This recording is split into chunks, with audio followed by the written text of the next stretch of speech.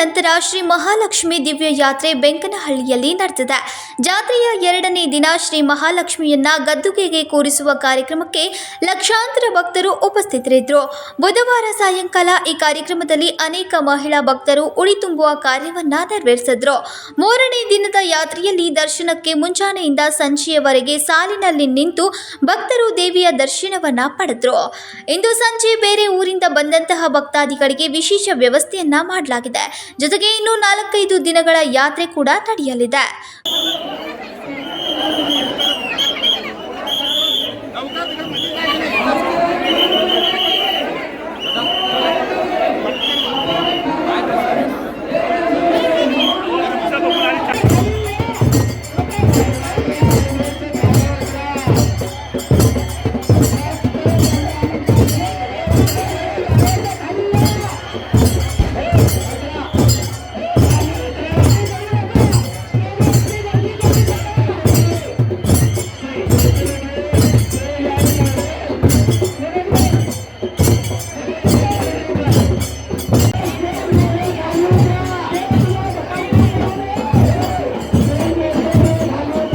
Mahadev Pawar, Kannadamma news network, Belagavi.